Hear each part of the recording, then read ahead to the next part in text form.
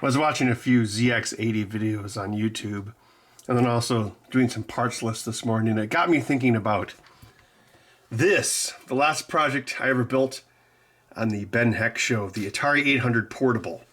Although technically it's an 800 XEGS.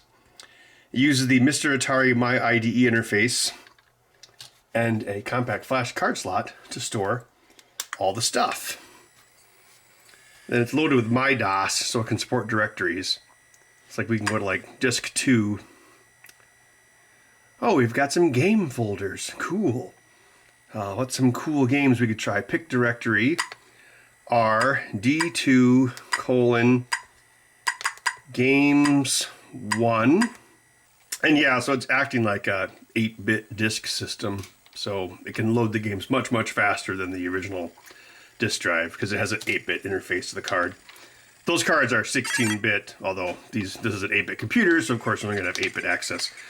So basically it just uses the lower byte of all of the 16-bit words on the compact flash card. Shoplifter's so cool. Anyway, so the reason I dug this thing out, well, twofold, because I hadn't played it in a while, I had to charge it back up. Also, I was thinking that this thing is cool and all, although I don't really have any sentimental value to it. And gotta remember, like, people ask me all the time, what do you do with all the stuff you build? And the answer is, almost all of it is, you know, for customers. The last month of doing this show was so freaking busy, because I was having to, like, do all this stuff to get ready for the transition, because they were doing, like, Element 14 Presents. And also, at the same time, I just bought a house, so I was, like, getting the house ready and getting ready to move. So, man, that was such a hectic time. Like, what was that, June 2018? But anyway, yeah, at the same time, I also built this. So, yeah, I want to take a look inside because this thing is it's kind of crazy this even worked. All right, so let's crack it open after we kill one more tank. Truxton! I don't think the compact flash is spring-loaded, so it's actually got a gap there so you can take it out like that. I want to see if we used like 2 Adafruit 1000 chargers on this because it required a little bit more than 1 amp at 5 volts. Was it Adafruit Power Boost? Is that what they call that thing?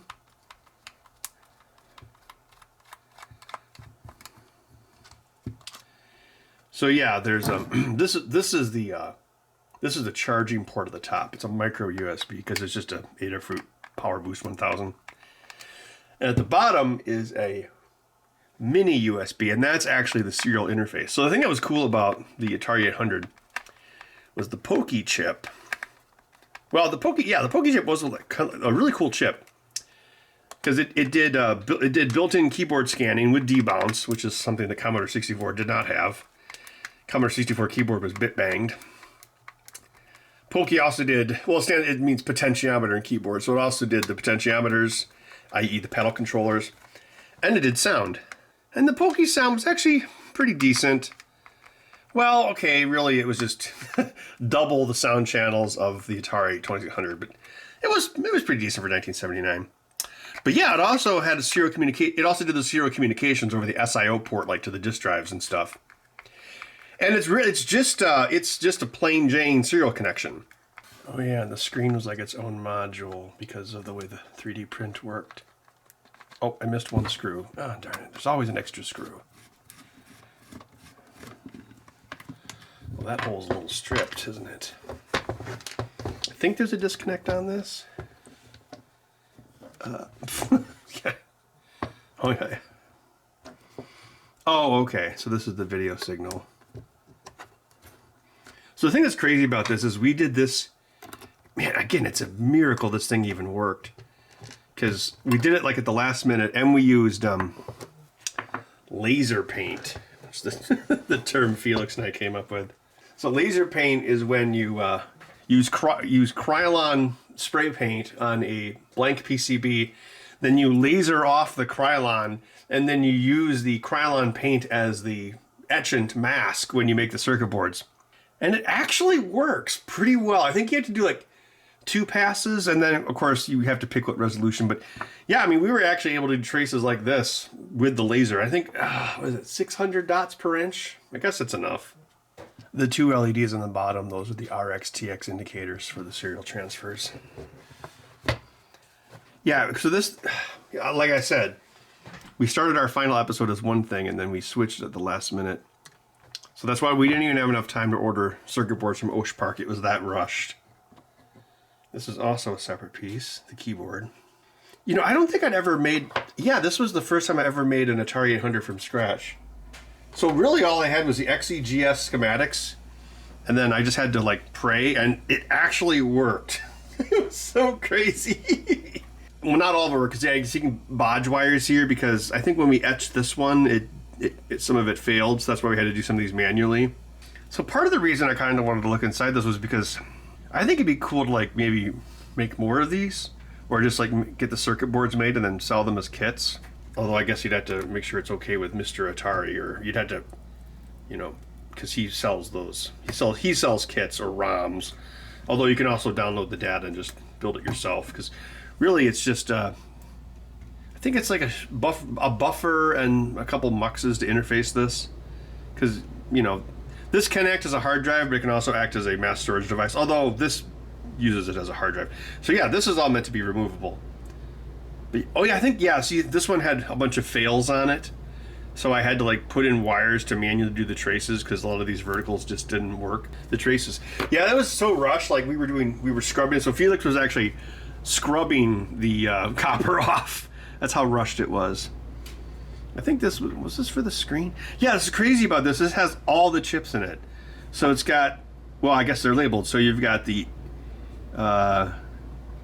Freddy chip, which is a memory management chip. Then the CPU, the PIA, that's a peripheral interface adapter that goes to, like, the keyboard and the joysticks and whatnot. The Pokey, as I talked about, and see how the Pokey's down at the bottom because it's interfacing with the USB. Then you've got the main crystal oscillator there, the Antic, and then this must be the GTIA. Yeah, it makes sense because it's up by the video circuitry. Oh, and then here's the ROM, which has Mr. Atari's My IDE on it. This is another memory controller here, and then 65K of RAM. And then as you can see after the fact, I put on the capacitors, and then a volume control for the screen, because the screen doesn't have an audio amplifier. And the screen is just your bargain basement run-of-the-mill backup camera from Amazon.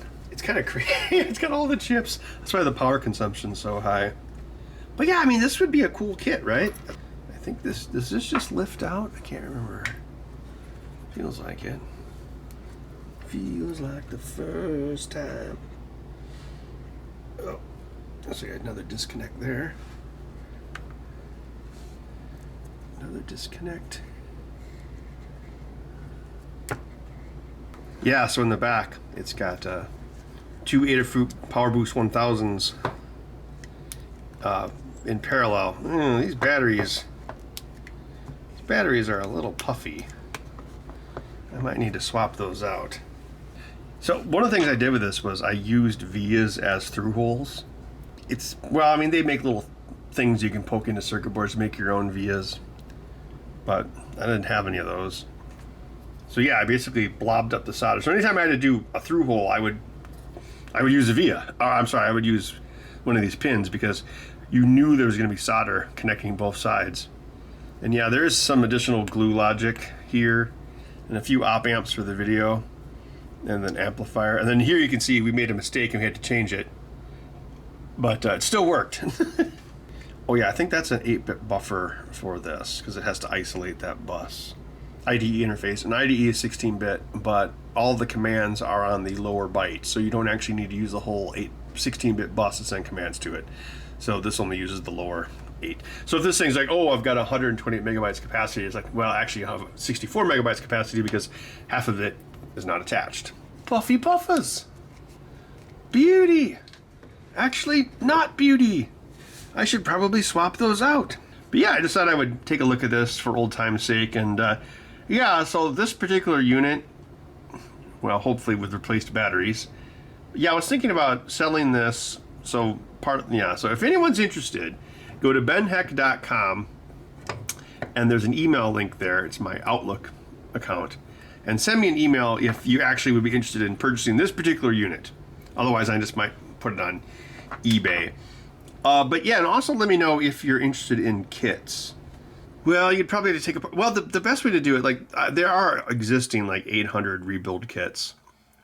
One of the things with 800 is the CPU was custom on it, so you would probably have to gut other systems. Probably the one to do would be the 800 XL because it's so common.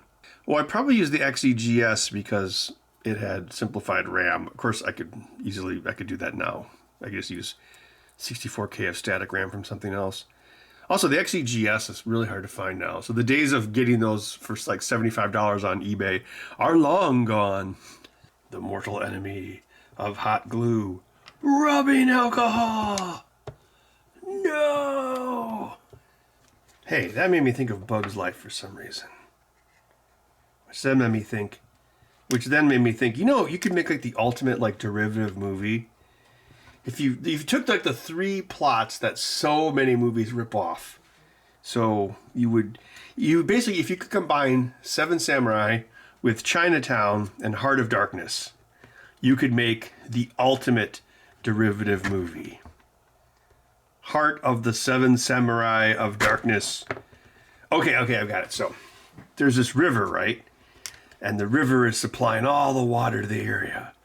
But suddenly the river starts drying up. And it's like, what's going on? And so someone's like, we must collect 7 adventurers to go up the river and find out why the river is dry.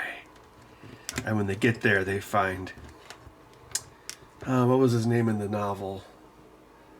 I mean, the most literal interpretation or recreation of Heart of Darkness was Apocalypse Now.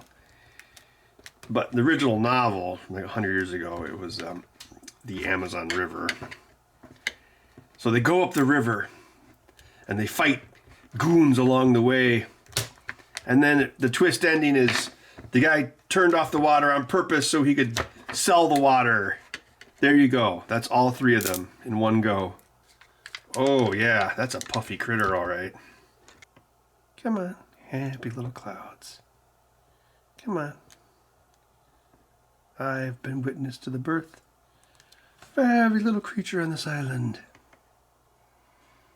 You know, when I saw Jurassic Park, I was disappointed by it. I remember, I was 17 when that movie came out, so I was like, this movie's wimpy. Why don't you just shoot the dinosaurs?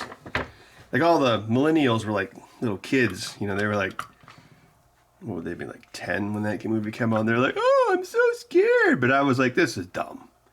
It's like, you got all these people running around with guns. Just shoot the dinosaurs. At least, well, the new Jurassic Park movies are even dumber. But at least they're like, no, we can't shoot the dinosaurs. They're worth too much money. It's like, okay, well, see, that's all you need. You just can explain it, you know? Oh, I'm a big game hunter, and I think all of the dinosaurs should be destroyed. And then he's like, oh, look, a dinosaur is right beside me. I guess that means it's a clever girl. Was the dinosaur clever, or were you just dumb? You know, the problem was, I read the book before I saw the movie. Yes, that's right, kids. Jurassic Park was a book. By the maestro of the 90s, Michael Crichton. Didn't he write... He wrote... Well, yeah, because he wrote Westworld as well, which is basically just... It's the same plot as Jurassic Park. Jurassic Park is just Westworld with dinosaurs. And I'm talking about the original Westworld, not the one on HBO, like the movie with Yul Brynner. So Michael Crichton's like, I know, what if I took the plot to Westworld and put in dinosaurs? And then Steven Spielberg is like, I love it. Looks like I got a bunch of PlayStation 3 battery packs. Why do I have all of these? Oh, these probably came out of all the random junk from Goodwill. I guess that movie did have the Unix system in it. I know this. See, if I was going to do this now, I would just make it work with, like, 2 of these. I'm back months later to finish the project. But for you, it's like no time passed at all. Ooh, Murph. Man, I don't even know if I'm going to go to Murph this year. Hotels in that little town are so expensive now. It's so ridiculous. Goshen, Indiana. Always makes me think of the Ten Commandments. What of the people of Goshen? Pharaoh Ramses? Are you a master builder or a master butcher?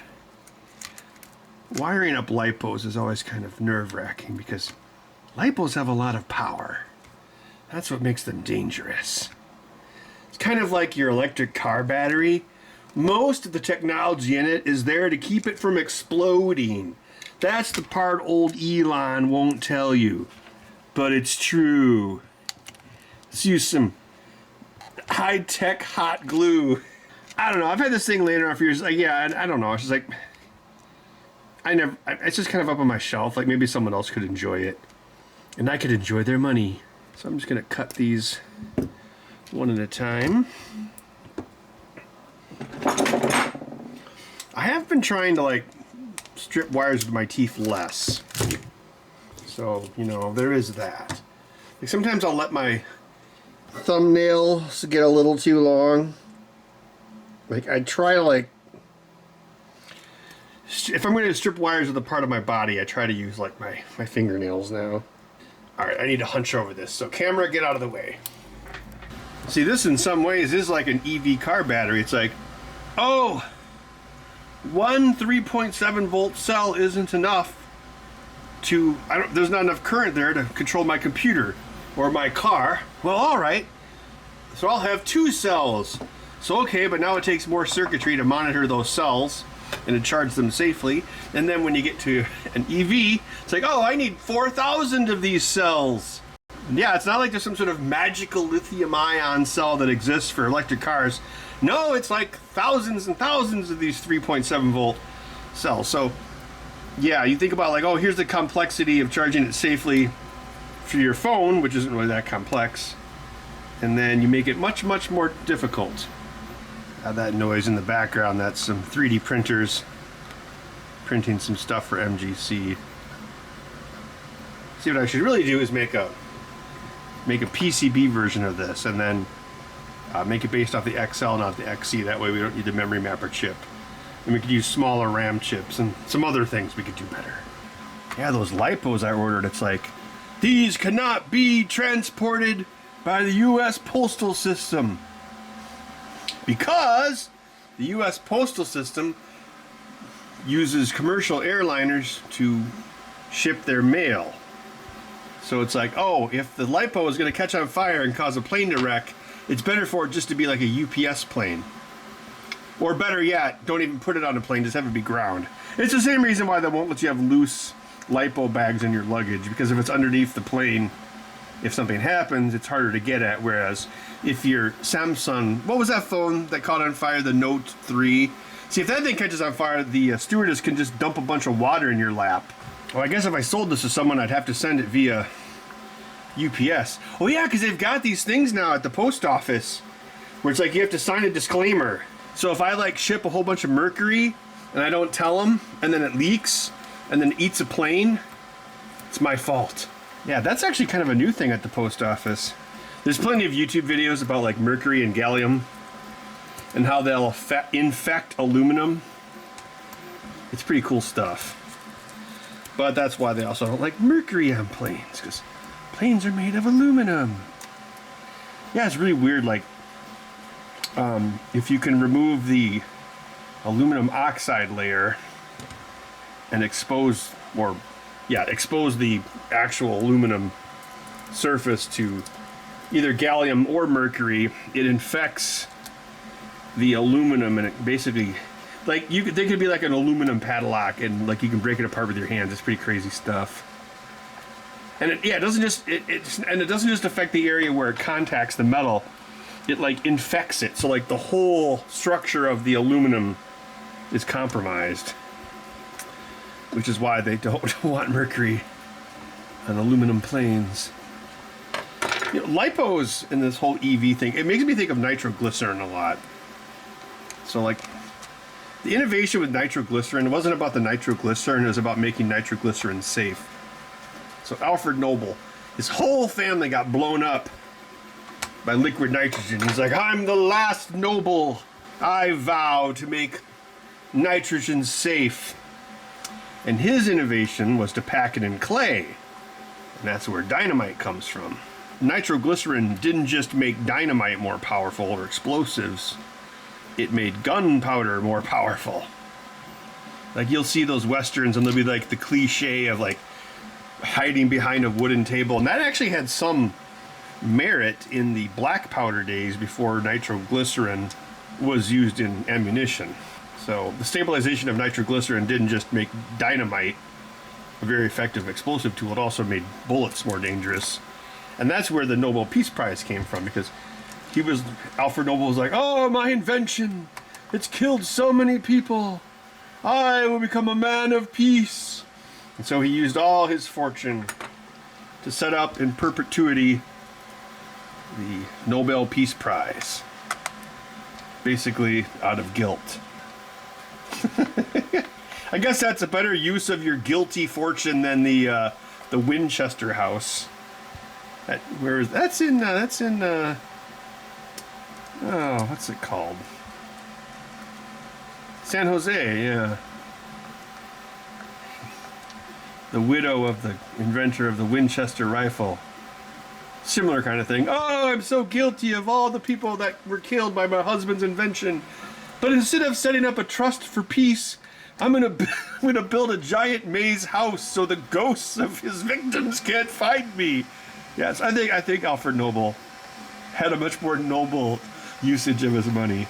But yeah, so just like dynamite is keeping the nitroglycerin from blowing up the quarry workers, all that technology in your EV car is keeping your battery from blowing up. All right, we ripped out those two puffy lipos, put some new ones in. Now I think maybe this thing could find a new forever home.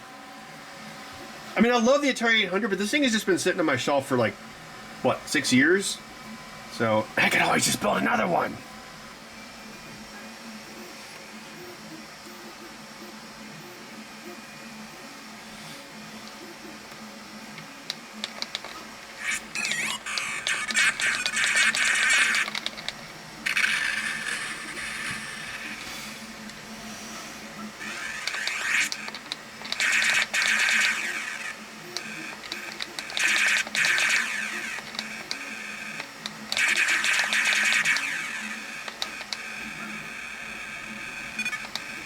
Oh, sorry, I had to pick up the people and put them... I mean, it's just Defender. It's very fast Defender. Oh, yeah, I got him. I love how he wipes his nose.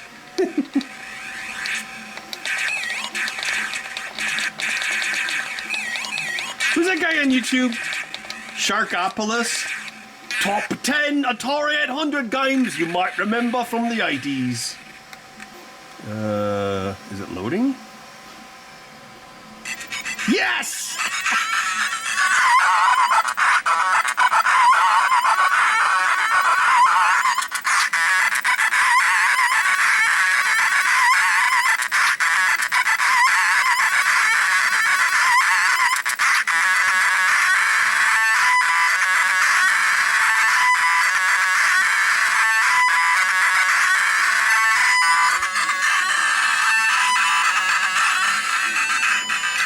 This reminds me, maybe I already talked about this in this video because I started this video like a month ago, but this is even a bridge. It's great. I wanted to make a YouTube channel called Muscle Memory. It's like if you play these old games and see if you still remember how to play them. Like that, where I remembered how to throw the throwing stars. I think if you up or right is kick, yeah. But you just use the throwing stars. It's easier. See?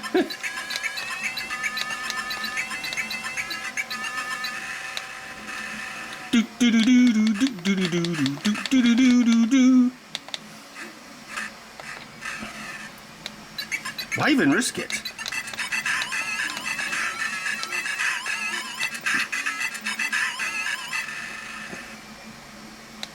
I don't think I have enough ninja stars for that one.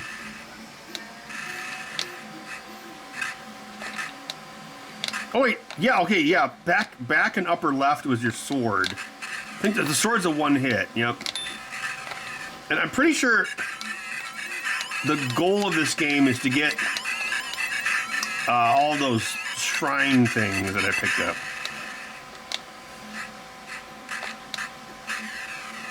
That poor guy never stood a chance.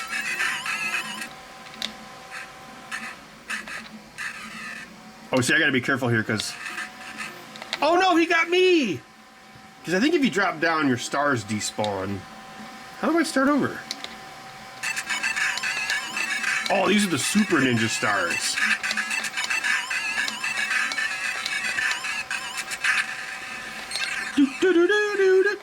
Oh, the super ninja stars. They only have one sharp edge, so it's like there's less of a chance that it'll kill the guy. But if it does more damage. See that? See, none of those took.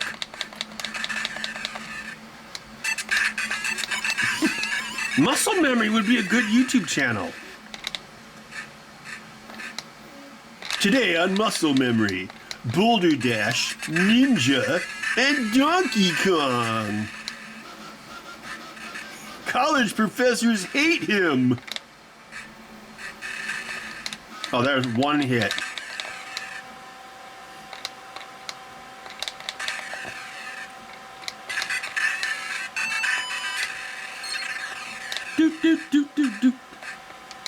Nope, only got one hit on that one. But, oh yeah, see, he died with one punch.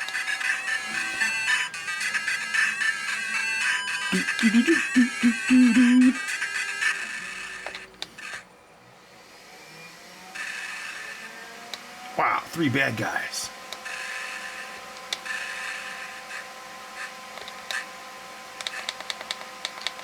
Oh, that guy picked up the ninja star. Do you see that? Oh, I'm dead. Here's the ultimate test. Engine's off.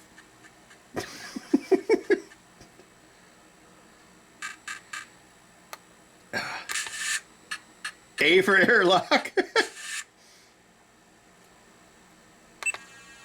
And oh, I think I had to turn my... Okay, there we go. Blow up a ship for good measure. It's insane what you remember after, what, 35 years? I can't pick you up, I'm moving too fast!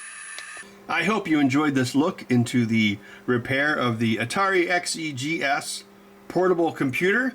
And yeah, I am thinking about selling this, so if anyone's interested, you can email me using the link on benheck.com or perhaps leave a comment below. Oh yeah, man, I have a ton of these.